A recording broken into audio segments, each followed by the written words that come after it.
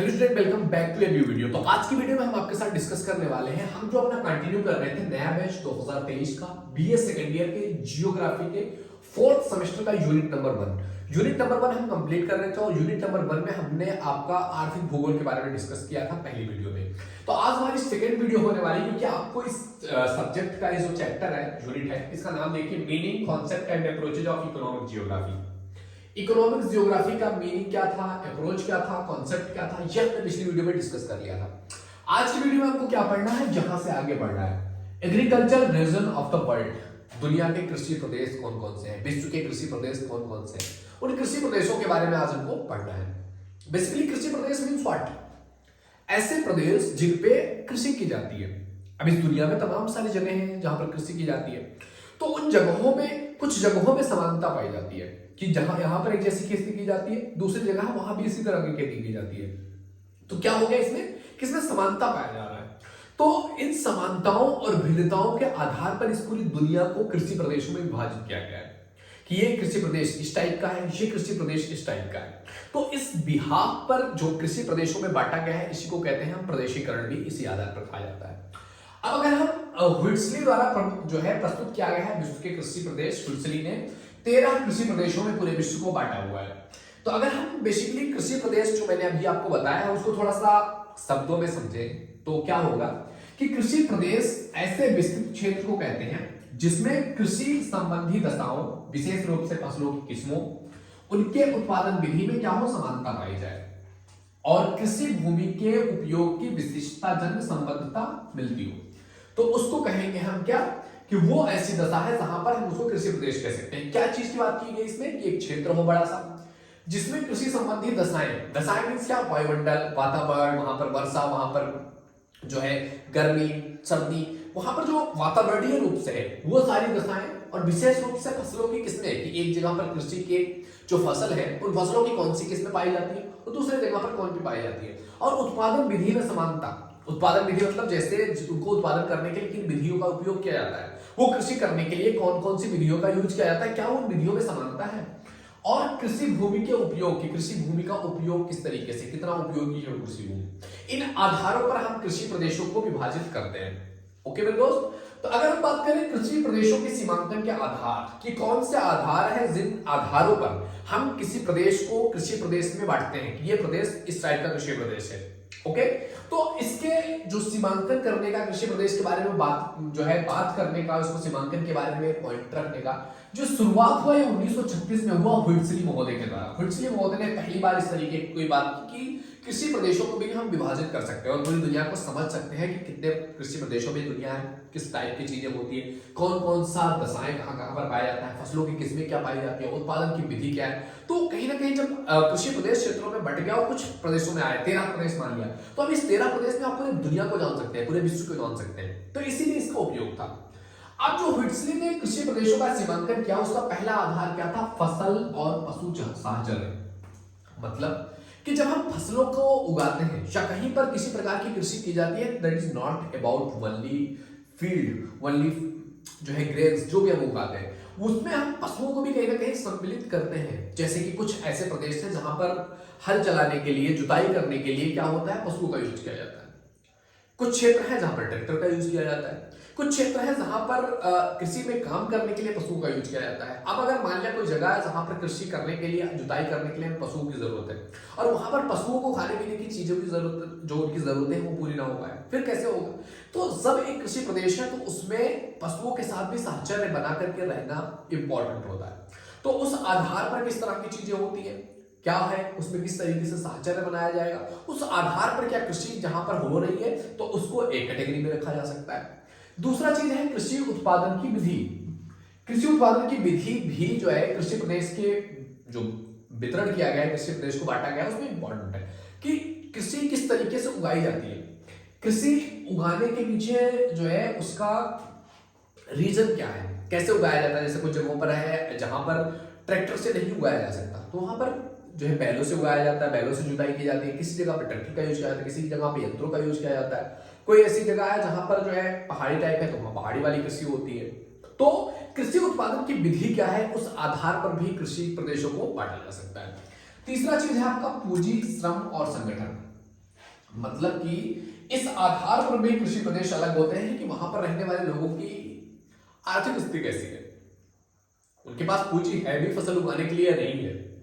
उनके पास श्रम करने के लिए लोग हैं भी या नहीं है, संगठन है भी कोई या नहीं है। इस आधार पर भी कृषि प्रदेशों का सीमांकन किया जाता है कि कहां पर, जैसे आप यूरोपियन कंट्रीज में देखोगे वहां पर जो कृषि की जाती है वो कहीं ना कहीं आर्थिक चीजों को देख करके की जाती है, और वहीं पर आप देखेंगे जो और कंट्रीज है, रशिया जैसी कंट्रीज है, वहां पर वो चीजें नहीं हो रही है। तो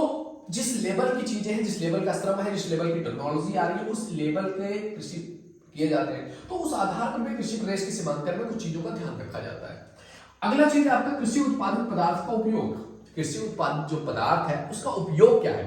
इस आधार पर भी हम चीजों को अलग कर सकते हैं, इस आधार पर भी हम कृषि प्रदेश को अलग कर सकते हैं। जैसे कि विश्व के कुछ ऐसे कंट्रीज हैं, जैसे आप रसिया को ले सकते हैं, रूस के जो कंट्रीज हैं वो हो गया, वहां की कृषि हो गया, और जो यूरोपियन कंट्रीज की कृषि हो गया। कुछ जगह की कृषि ऐसी है जिन कृषि का उद्देश्य क्या है, उनका उद्देश्य है बस आर्थिक लाभ प्राप्त करना, और जहां पर यह उद्देश्य है और उस जगह की जो व्यवस्थाएं हैं, जो दशाएं हैं मानसूनी, वो अगर इस टाइप की है तो उसमें रबड़ की खेती की जाती है, चाय की खेती की जाती है, कॉफी की खेती की जाती है। जो फसल है ना वो बेसिकली ऐसी चीजों की खेती की जाती है जिनसे आर्थिक रूप में मदद मिल सके, और जो कृषि उत्पादित पदार्थों का जहां पर उपयोग है, जहां पर लोग कहीं ना कहीं हर एक चीज अपनी लाइफ से रिलेटेड, चाहे वो धान हो, गेहूं हो, तेल हो, उनको जरूरत की चीजें, फल हो गया, सब्जी हो गया, ये सब उगाते हैं कुछ लोग, और जहां पर केवल पैसे कमाने होते हैं वहां पर जिस चीज से लाभ मिल रहा है वही चीज उगा देंगे। तो कृषि में उत्पादित पदार्थों के उपयोग के आधार पर भी कृषि की जाती है, और उस आधार पर भी कृषि प्रदेशों का सीमांकन किया गया है। अगला है आपका कृषि उपकरण और जीवन, कि कृषि करने के लिए किन उपकरणों का प्रयोग किया जाता है, और कृषि करने वालों का जीवन शैली किस टाइप का है, वो जीते कैसे हैं, उनके जीने का रहन सहन कैसा है, उस आधार पर भी कृषि प्रदेश को बांटा गया है। जैसे कि अगर आप बात कर लोगे, जिसमें इसमें आप देखोगे फिटसली ने जो प्रभाग बांटा हुआ है, इसमें एक टाइप का आता है आपका स्थानांतरणशील कृषि प्रदेश। यहाँ पर जो रहने वाले लोग हैं उनकी कृषि की स्थिति बड़ी कमजोर है, तो क्योंकि वहां पर उपकरणों का यूज नहीं किया जा सकता मैक्सिमम रूप पे, तो कृषि के उपकरण और उससे रिलेटेड उनका जीवन किस तरीके से कृषक जो लोग हैं वो कैसे जीवन व्यतीत कर रहे हैं, उस आधार पर भी कृषि का जो प्रदेश है उसका सीमांकन किया जाता है। तो ये बेसिकली कुछ आधार है जिनको देख करके हम बांट सकते हैं कि हाँ ये टाइप का, मान लिया कहीं पर जो है कृषि उपकरण और जीवन ठीक ठाक है, तो उस टाइप का अलग अलग जगहों पर क्या चीजें हैं, कौन कौन सी स्पेस है जहां पर ये सारी चीजें फुलफिल होती है, उनको एक कैटेगरी में रख दिया जाएगा। और इस आधार पर हुइटसली महोदय ने पूरी दुनिया के, पूरे विश्व के जो कृषि प्रदेश हैं उनका जो है देखा, उनके बारे में जानकारी प्राप्त किया, तो इस आधार पर इन्होंने कृषि प्रदेशों को 13 भागों में विभाजित किया। ओके, पहला इन्होंने कहा घुमक्कड़ पशुचारण प्रदेश। घुमक्कड़ पशुचारण प्रदेश मतलब एक ऐसा प्रदेश जहां पर कृषि जो है बेसिकली घुमक्कड़ रूप में किया जाता है, कि जहां पहुंच गए वहां पर जो वो कर सकते थे उन्होंने किया, और पशुओं के चारा के लिए जरूरत थी, पशुओं के साथ वो जाते थे, तो पशुचारण के हिसाब से जो घुमक्कड़ लोग हैं उस जगह को कहते हैं पशुचारण घुमक्कड़ प्रदेश। अगला है आपका व्यापारिक पशुपालन प्रदेश। ऐसा प्रदेश जहां पर पशुओं का पालन किया जाता है व्यापार करने के लिए, तो वहां पर कृषि जो भी उगाई जाएगी वो कहीं ना कहीं रिलेट करेगा किससे, पशुओं से, कि पशुओं के लिए वो इंपॉर्टेंट है या नहीं है, क्योंकि अगर हम पशु पाल रहे हैं तो पशुओं के लिए अच्छी अच्छी फसलें भी होनी चाहिए जिससे हमारे पशु तगड़े हो और उससे हम क्या करें, व्यापार कर सके, क्योंकि व्यापारिक चीजें हैं। तो इस टाइप का अगर कहीं पर कृषि है तो व्यापारिक पशुपालन कृषि है।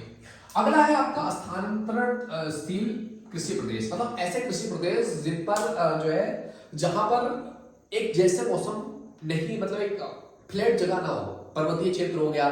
उष्णकटिबंधीय क्षेत्र हो गया, जहां पर बहुत ज्यादा बारिश होती हो, बहुत ज्यादा गर्मी होती हो, बहुत ज्यादा घने वन लगते हैं, जैसे कि आप अगर देखोगे जो पर्वतीय प्रदेश हो गया, या फिर जहां पर जो है बहुत ज्यादा हीट हो रहा है, बहुत ज्यादा बारिश हो रहा है, वहां पर अगर आप वनों को काट करके अपना खेत भी बना लेंगे ना, थोड़े टाइम में वहां पर घास फूस खुद से जम जाएंगे, तो उसमें एफर्ट भी ज्यादा लगाना पड़ता है, उसमें जो है रिटर्न भी कम मिलता है, एफर्ट ज्यादा लगता है, और उसके बावजूद जो चीजें होती हैं उसमें जो मिट्टी है उसमें इतने ज्यादा पानी जब बहते रहते हैं ना, तो वो पानी क्या करते हैं, जो मिट्टी के खनिज पदार्थ उनको बहा करके अपने साथ लेके जाते हैं नीचे तरफ, तो बहुत एफर्ट लगने के बाद वहां पर कम कृषि होती है, तो इस आधार पर कृषि के क्षेत्र को बांटा गया। तो ये है, एक है प्रारंभिक अस्थायी कृषि प्रदेश, मतलब ऐसा कृषि प्रदेश जो अस्थायी होकर के, जो शुरुआती कृषि प्रदेश होते हैं जैसे दाल, गेहूं, चावल, दाल, इस तरह की चीजों का जो जहां पर उगाया जाता है वो कहलाएगा आपका प्राथमिक अस्थायी कृषि प्रदेश। अगला है आपका चावल प्रधान गहन कृषि प्रदेश, मतलब ऐसा कृषि प्रदेश जहां पर चावल की प्रधानता हो। आप दुनिया में बहुत सारे ऐसे जगह हैं जहां पर आप देखोगे बस चावल बहुत ज्यादा मात्रा में हो रहा है और दूसरी चीजें उस मात्रा में नहीं होती है। तो ऐसा कृषि प्रदेश जिसमें चावल की प्रधानता हो, चावल जहां का एकदम गहन जो है कृषि हो, उसको कहेंगे हम चावल प्रधान गहन कृषि प्रदेश। अगला आता है आपका चावल विहीन गहन कृषि प्रदेश, यानी कि ऐसा कृषि प्रदेश जहां पर चावल नहीं होते हैं बल्कि दूसरी फसलें उगाई जाती हैं, जहां पर चावल हो ही ना, ऐसा प्रदेश कृषि प्रदेश ये हो गया। अगला है आपका व्यापारिक बागाती प्रदेश, मतलब कि ऐसे कृषि क्षेत्र जहां पर बागाती रूप में कृषि की जाती हो, बागान लगाए जाते हो, वहां पर कृषि की जाती है और उनका उद्देश्य क्या हो, व्यापार करना हो, मतलब ऐसी चीजें उगाई जाती है जो महंगे में बिकती है और उनका व्यापार हम अच्छे से कर सकते हैं, वो कृषि प्रदेश कहलाते हैं व्यापारिक बागाती प्रदेश।